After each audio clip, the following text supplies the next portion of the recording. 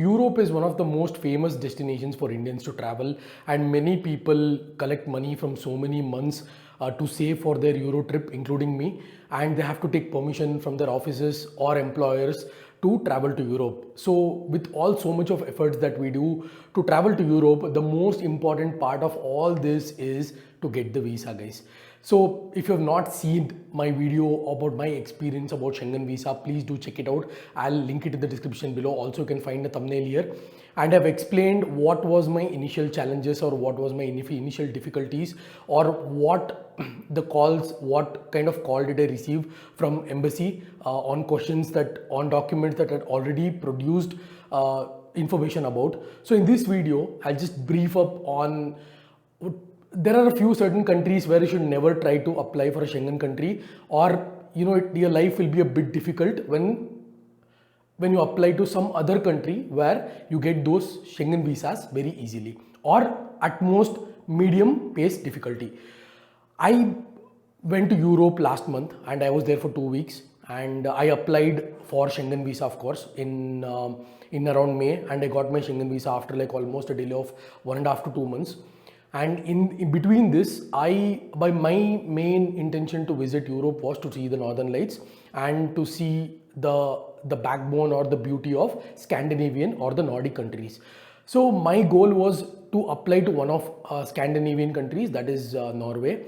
Go to Norway because Northern Lights, if you see the world's best Northern Lights places to see Northern Lights, the top two are Norway, Iceland, Finland, Alaska, Russia, and a few other places. But the top two will always be Norway and Iceland. These two are very famous for Northern Lights, and the chance to see Northern Lights in these countries are more when compared to other places that I just mentioned.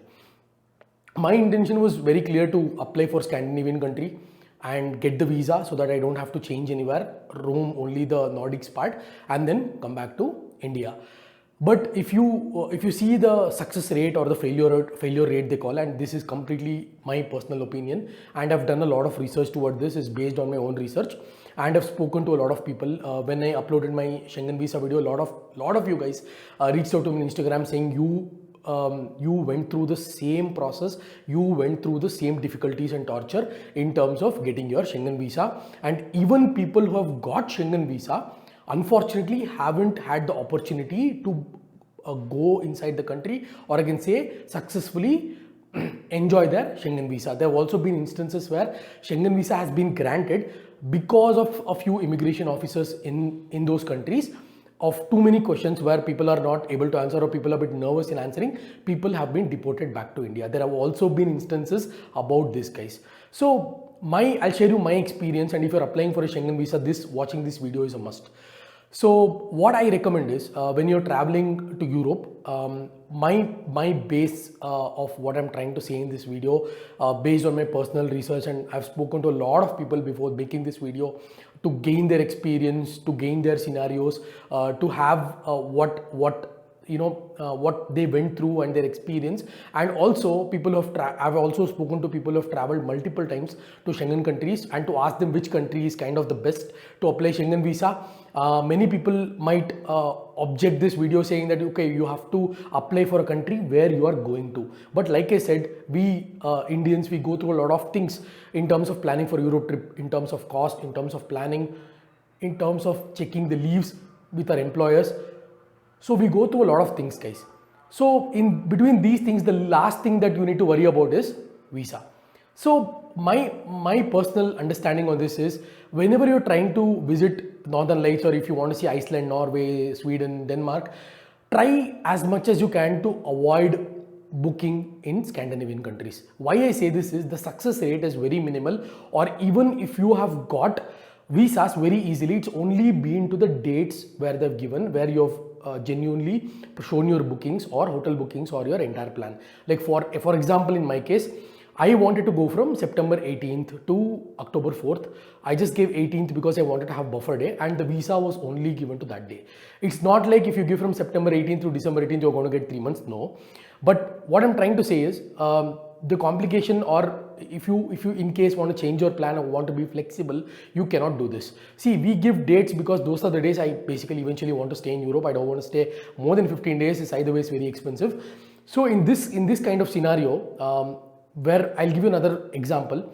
You can see my experience of what difficulties I faced in Scandinavian visa, like in Norway. You can just check out my video here. Like I've already mentioned, I've given you my entire experience.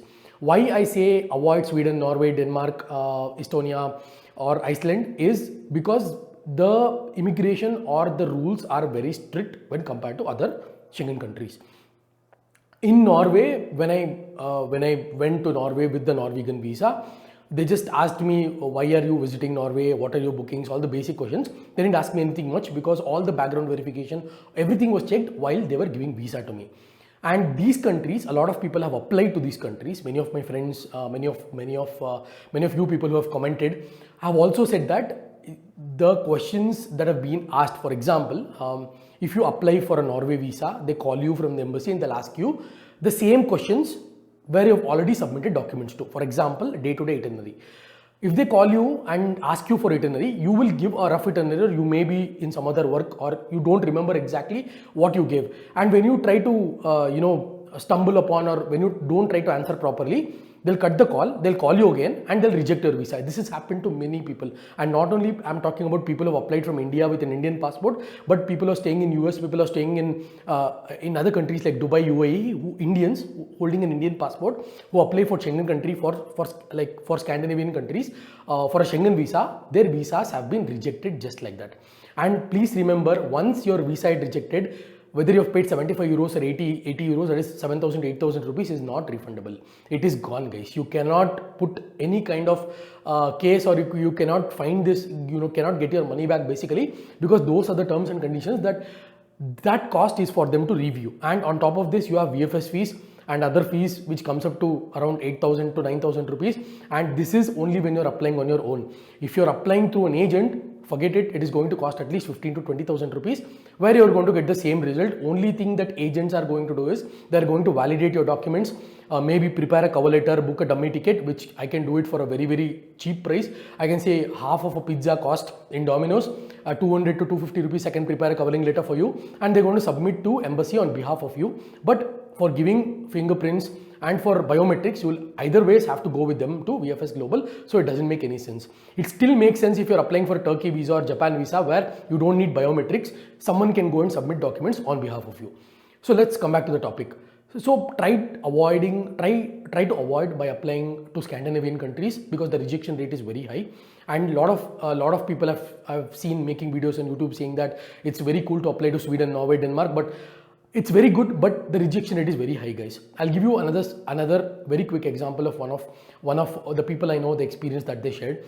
So one of them is going to Europe trip in December, and they're going to another Europe trip in April. So when they applied, you know that you can apply a Schengen visa 6 months in advance before the start date you are going to mention.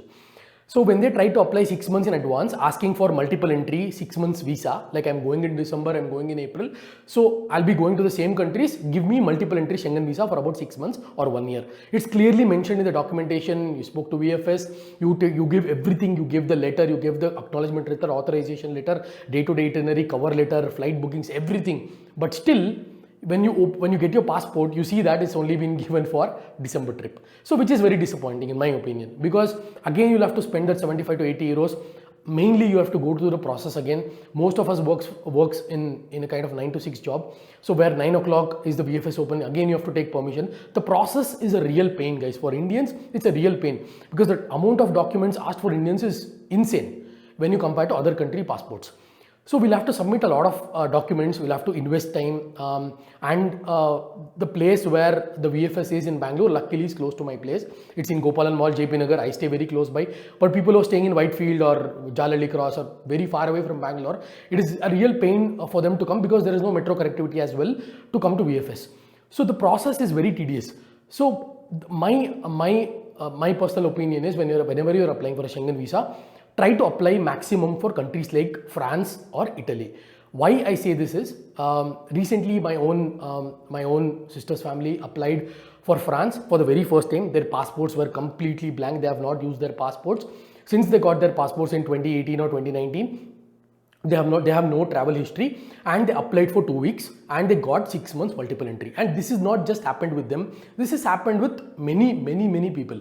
And I also wanted to be genuine. I wanted to apply for the country where I'm going, but if this is the response in return, again it's a very demotivating factor, right? You apply for a visa, you get for 15 days.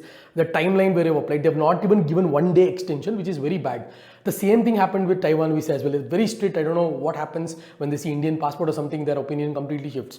Whereas France and countries like France, Italy, Spain, definitely not like that. When you've applied for these countries, in fact, when you just call up a visa agent, just try this out and just tell you want to go to Europe, you're open to applying to any country. They're going to recommend these countries, what I said. They're not going to recommend for you to apply to Scandinavian countries. And my friend, who is actually a Swedish citizen now, also said the same thing, that when applying for Sweden for his relatives, despite showing his residency proof, it was rejected multiple times. So this shows that you might as well as take visas in France or Italy or these countries, which are at least showing some gratitude towards Indians and giving longer visas, where you can take that visa and still visit all the 28 countries, that is Iceland, Norway, Finland, no problem. So avoid booking to Scandinavian countries is what I wanted to make this video about. I wanted to give this wider, information to wider audience, because a lot of you guys want to. This is like one of the best seasons to visit a Schengen region. I know summer is gone, but this season of visiting Europe will give you a chance to see more chances to see northern lights and to experience good snowfall. And also you can see all the lakes at its peak, especially in Iceland. You can see all those snow-capped mountains, or even if you're going to Switzerland. So this is a short informational video I wanted to make, guys. And you can also go online and check the rejection rate for Indians for Scandinavian countries are huge when compared to other countries. My bet is go for France. Even if you go to VFS, right? For France, there are 5 to 6 counters. But for Sweden now, it's only one counter for each country. So this shows that a lot of people apply for France. And it's not because they have many reasons, like they want to go to for studying, or they want to go for nursing school, or they want to go to work. It's majority is tourist visas, guys. Trust me. When I was in BFS Global, I did speak to a lot of people to get their opinion and to get their understanding on why they're applying to France. And this was one of the key factors, that France response time is more, especially when you are from Bangalore. The Norway embassy is in Delhi, it's not in Bangalore. So it will take a longer time for you to get processed. But the French embassy is in Bangalore. The processing time is insanely very fast.